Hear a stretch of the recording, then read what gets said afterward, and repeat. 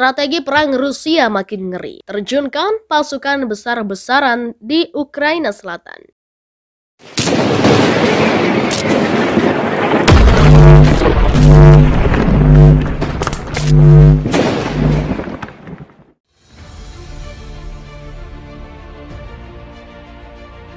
Kondisi dinamis di medan pertempuran membuat strategi perang Rusia terus berubah-ubah dan sulit dideteksi.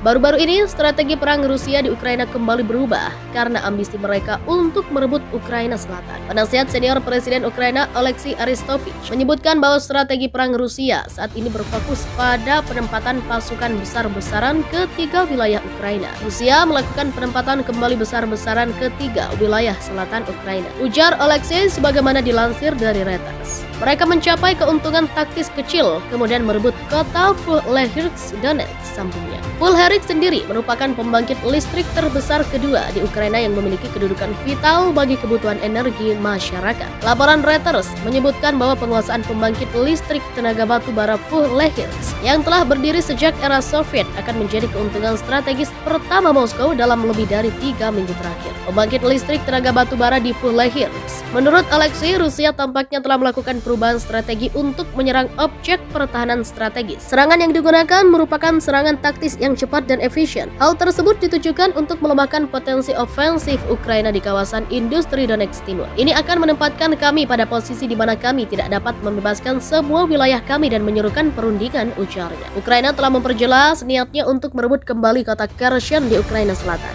Oleksiy Daniilov, Sekretaris Dewan Keamanan dan Pertahanan Nasional Ukraina, menuliskan tweet pada awal pekan ini yang menyebutkan bahwa Rusia sedang memusatkan jumlah maksimum pasukan ke arah Kherson. Sayangnya, ia tak memberikan detail jumlah pasukan Rusia yang dikerahkan ke Kherson. Selain Kherson, Rusia juga mengirimkan pasukannya ke wilayah Melitopol dan Zaporizhzhia di Ukraina Selatan. Sementara itu, Ukraina telah menembaki dan merusak jembatan penting yang menghubungkan jalur di atas sungai Dnipro Kherson. Perusakan jembatan diharapkan dapat menghalangi pasukan Rusia untuk masuk ke dalam kota. Namun perusakan jembatan tak membuat gentar pasukan Rusia karena mereka akan beralih ke jembatan Panton dan kapal feri untuk membawa pasukan menyeberangi sungai. Perang Rusia-Ukraina makin ngeri. Ibu kota Ukraina, Kiev, kini dalam mode siaga. Pejabat kota itu mengaku tidak akan lengah dari kemungkinan serangan Rusia. Walaupun Rusia sudah menarik mundur pasukan dari Kiev sejak April, Kremlin melancarkan serangan rudal awal pekan lalu. Sejumlah objek di Kiev rusak berat karena itu. Pelatihan serius sedang berlangsung. Persiapan garis pertahanan, pelatihan pasukan yang akan tetap ada di Kiev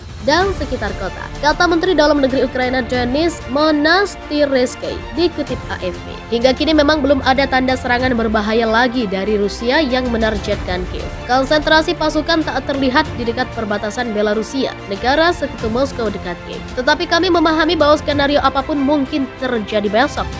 Setiap tempat di Ukraina dapat menjadi sasaran tembakan roket, termasuk Kiev. Sementara itu, pertempuran brutal masif terjadi di Severodonetsk. Ini akan menentukan apakah Donbas, Ukraina Timur akan jatuh ke Rusia atau dipertahankan Ukraina. Rusia sendiri merubah strategi serangan dari Kiev ke Donbas, di mana separatis yang didukungnya memegang kendali. Sejak 2014, upaya memisahkan diri dari Ukraina memang kencang di wilayah ini. Ini adalah pertempuran yang sangat brutal, sangat sulit. Mungkin salah satu yang paling sulit sepanjang perang ini, kata Presiden Ukraina Volodymyr Zelensky dalam sebuah pernyataan video dimuat Reuters. Severodonetsk tetap menjadi epicentrum pertempuran di Donbas. Sebagian besar disitulah nasib Donbas kami diputuskan sekarang. Rusia menyerang Ukraina sejak 24 Februari. Menurut data PBB, 4.000 lebih orang meregang nyawa karena perang ini. Perang juga telah membuat krisis energi dan pangan. Dalam pertemuan terbaru di Turki, tak ada tanda-tanda Rusia dan Ukraina akan membuka koridor pangan untuk meminimalisir kelangkaan biji-bijian. Rusia adalah lumbung energi Eropa, sementara Ukraina adalah lumbung pangan benua itu. Taktik Rusia bikin bingung pakar perang. Taktik militer Rusia sejauh ini membingungkan para pengamat asing.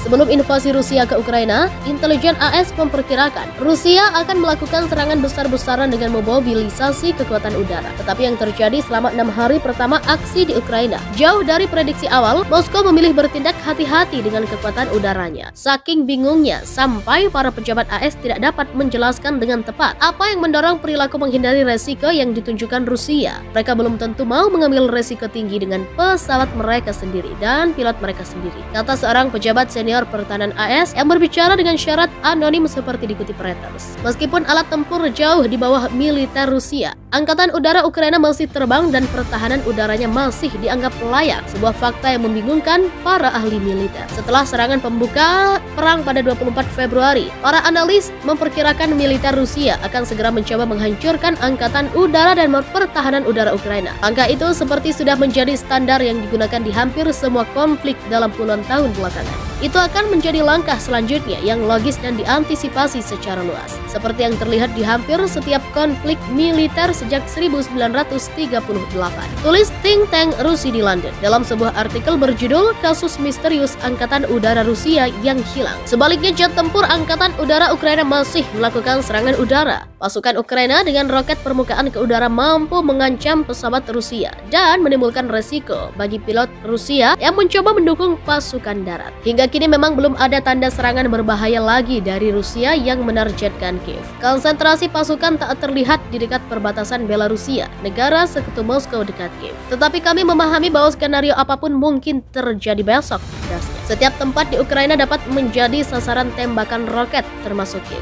Sementara itu, pertempuran brutal masif terjadi di Severodonetsk. Ini akan menentukan apakah Donbas, Ukraina Timur akan jatuh ke Rusia atau dipertahankan Ukraina. Rusia sendiri merubah strategi serangan dari Kiev ke Donbas, di mana separatis yang didukungnya memegang kendali. Sejak 2014, upaya memisahkan diri dari Ukraina memang kencang di wilayah ini. Ini adalah pertempuran yang sangat brutal, sangat sulit. Mungkin salah satu yang paling sulit sepanjang perang ini, kata Presiden Ukraina Volodymyr Zelensky dalam sebuah pernyataan video dimuat Reuters. Severodonetsk tetap menjadi epicentrum pertempuran di Donbas. Sebagian besar disitulah nasib Donbas kami diputuskan sekarang. Rusia menyerang Ukraina sejak 24 Februari. Menurut data PBB, 4.000 lebih orang meregang nyawa karena perang ini. Perang juga telah membuat krisis energi dan pangan. Dalam pertemuan terbaru di Turki, tak ada tanda-tanda Rusia dan Ukraina akan membuka koridor pangan untuk meminimalisir kelangkaan biji-bijian. Rusia adalah lumbung energi Eropa, sementara Ukraina adalah lumbung pangan benua itu. Taktik Rusia bikin bingung pakar perang. Taktik militer Rusia sejauh ini membingungkan para pengamat asing. Sebelum invasi Rusia ke Ukraina, intelijen AS memperkirakan Rusia akan melakukan serangan besar-besaran dengan memobilisasi kekuatan udara. Tetapi yang terjadi selama 6 hari pertama aksi di Ukraina, jauh dari prediksi awal, Moskow memilih bertindak hati-hati dengan kekuatan udaranya. Saking bingungnya, sampai para pejabat AS tidak dapat menjelaskan dengan tepat apa yang mendorong perilaku menghindari resiko yang ditunjukkan Rusia. Mereka belum tentu mau mengambil resiko tinggi dengan pesawat mereka sendiri dan pilot mereka sendiri.